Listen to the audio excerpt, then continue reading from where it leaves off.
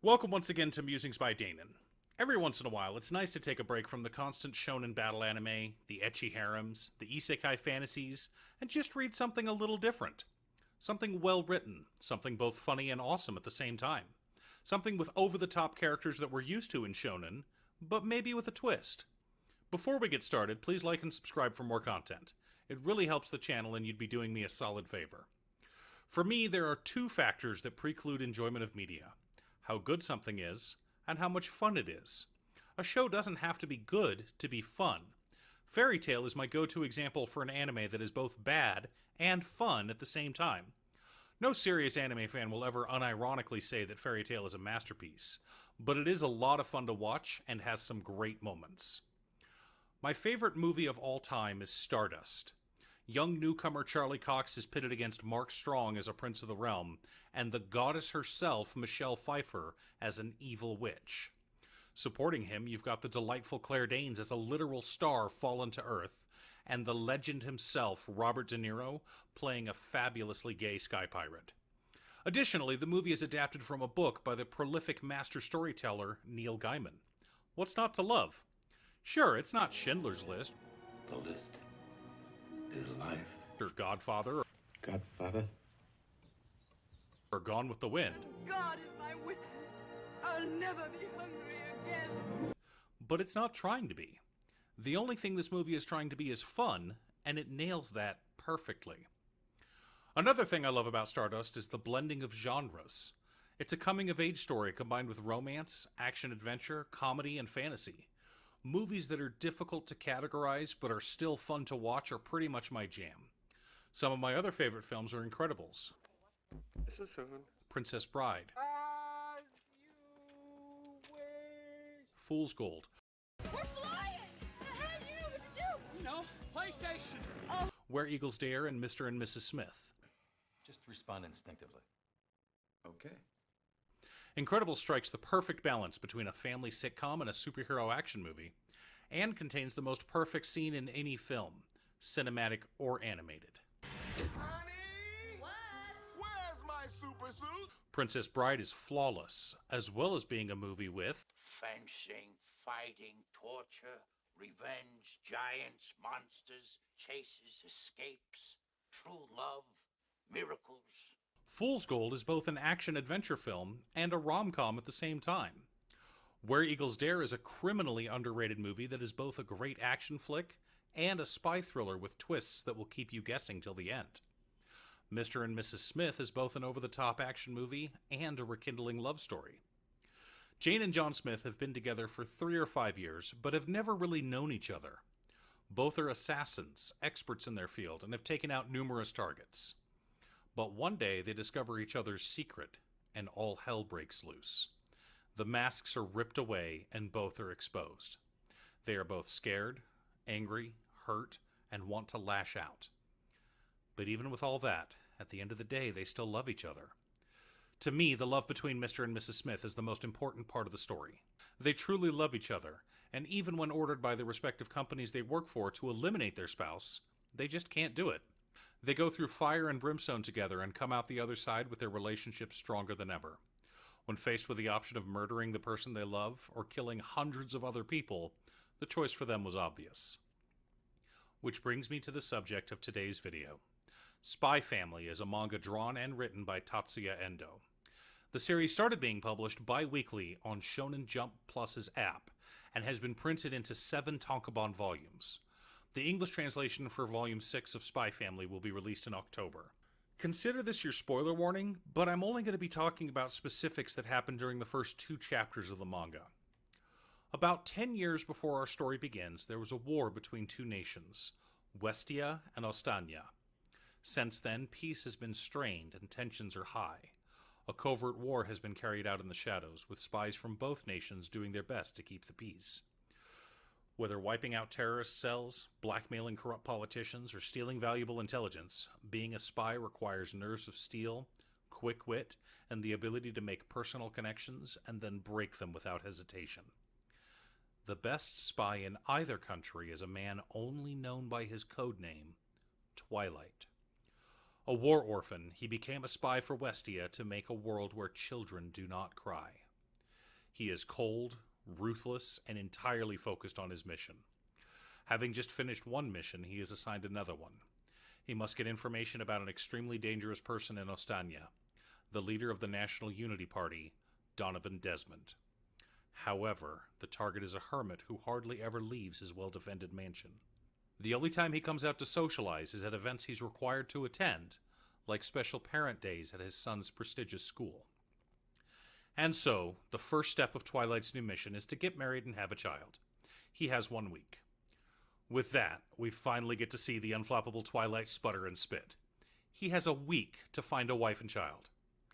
And so begins Twilight's most difficult mission yet, building a family. His new persona, Lloyd Forger, is a psychologist at a local hospital. He rents an apartment suitable for a family, and then begins the process of assembling one. It should come as no surprise that the only child he was able to adopt without a waiting period was a bit of an oddball.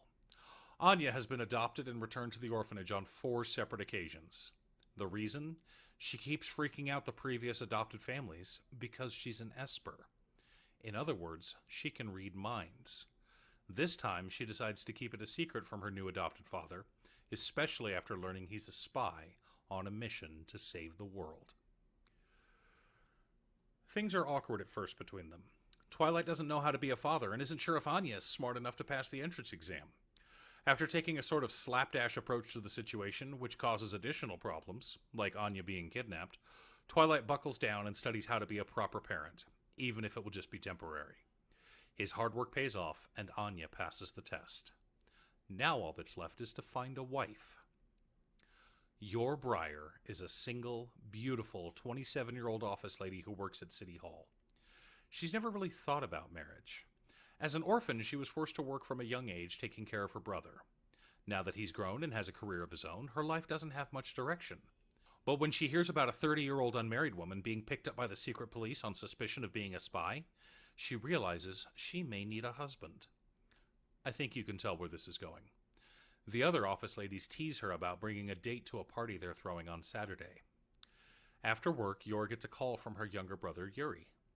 They talk about her date on Saturday, and he's excited to discover that she has a boyfriend. Of course, if this new boyfriend isn't good enough for Yor, Yuri will have to run him off. Yor feels uncomfortable lying to her brother, and she doesn't even have a date yet. When the phone rings again, she goes to apologize to her brother for lying, but it's her real boss on the line, and he has an assignment for her. Despite vicious rumors spread by Yor's co-workers at City Hall, Yor did not work as a prostitute to pay for her brother's upbringing. Yor Breyer was, and still is, an assassin, codenamed Thorn Princess. Yor rips her best dress while easily killing an entire floor of traitors. This was also the dress she wanted to wear to the party on Saturday, so the next day she heads to the seamstress. While there, she bumps into Lloyd Forger, who has taken his daughter Anya in to be measured for new, proper dresses. Lloyd is shocked that this woman was able to sneak up behind him completely unnoticed, but he chalks it up to being tired from raising Anya. Yor notices how handsome and well-mannered Lloyd is and starts to ask him to be her date on Saturday when Anya comes around the corner. Yor, realizing he's married and upset at herself, starts to apologize. Anya, reading Yor's mind and thinking how cool it would be to have a spy for a daddy and an assassin for a mommy, starts saying how much she misses having a mom around, and Lloyd explains that he's a widower. Yor asks if Lloyd will be her boyfriend on Saturday. She explains the situation, and Lloyd agrees on the condition that she'll play his wife for an interview at Anya's school. The two shake hands and head their separate ways. The reason Lloyd has to look for a new wife instead of having another spy do the job is that all the current female operatives are busy with other jobs. The spies are so busy that he's getting asked to do additional work on top of his current assignment. In fact, he gets called in to break up a smuggling ring on Saturday. He hopes to finish the job before his date with Yor, though. Of course, it doesn't work out that way. Yor is fearful that she was stood up and is having a horrible time at the party. Suddenly, the door opens and there stands Lloyd, blood trailing down his head. A patient at the hospital got a little violent, he offers his way of explanation. The hostess, livid that Yor nabbed herself a handsome, upstanding man like Lloyd, especially after wanting to humiliate Yor, tries to throw a tray of gratin potatoes on her. But with Yor's reflexes, she easily catches the thrown tray with her foot. Yor and Lloyd leave, and Lloyd is attacked by the remnants of the smuggling ring he was fighting earlier. Yor believes they are his psychiatric patients from the hospital and helps him in fending them off. Lloyd is impressed by her combat prowess. Yor, having witnessed Lloyd performing admirably all night, proposes on the spot. Not a real marriage, of course. They don't actually love each other, but it would be convenient for both of them. Lloyd agrees and says they should go to City Hall that night. Unfortunately, the ring he stole from the smugglers for her to use as part of her costume had fallen out of his pocket somewhere in the ensuing chaos. So Lloyd improvises. Pulling the pin from a grenade, he places the ring on her finger and says his wedding vows. I pledge myself to you, until the mission is complete, of course. At its core, Spy Family is a manga about masks, putting on a role to play the part of the person you need to be. Lloyd tries to be the perfect father. Yor tries to be a great mom. Anya tries to be the perfect daughter. Lloyd and Yor keep racking up a body count on their various missions, while Anya does her best to keep the fact that she's an Esper a secret. She tries to emulate these two larger-than-life parents she finds herself with, and often fails spectacularly. But we don't love a character for winning, we love them for trying. And Anya really does try her best. We've seen some signs of potential romance between Yor and Lloyd, but for the most part, Yor is simply happy having someone to come home to. She's been alone without her brother for years, and that loneliness is wearying. Not having someone to welcome you home, not having anyone to talk to at the end of the day is just hard. Humans are an extremely communal society, and we rely on each other all the time for everything. And now that Yor finally has that community, she will do anything to keep it. My hope with the series is that eventually we'll get a Mr. and Mrs. Smith moment where Yor and Lloyd discover each other's respective secrets. My hope is that by that point, their love for each other will overcome everything, and the two will work together. We've had a few scenes throughout the series where Anya acts as a catalyst for the two of them to cooperate, but we've never seen the two of them go all out together. I honestly think that by working together, this family could take on the world. I do hope we get there one day, but I'll be fine if it takes several years for that to happen. Spy Family has quickly risen to be one of my and my children's all-time favorite manga. On days that a new volume is released, my kids compete to finish their chores and homework first so they can read it before their siblings. Currently, 5 volumes are available in English, with the 6th coming in October. Thanks for tuning in. I was so happy to finally do a video on this manga. I've been reading it for years and have been wanting to talk about it, but I wanted to hone my skills a bit first. Once again, a huge shout out to my editor Cute Stuff. I couldn't make these videos without her. Seriously, I have no editing skills at all. If you'd like to hire her to edit your own videos, there's a link to her Fiverr page below. Please like and subscribe for more content, and I'll see you all again next time.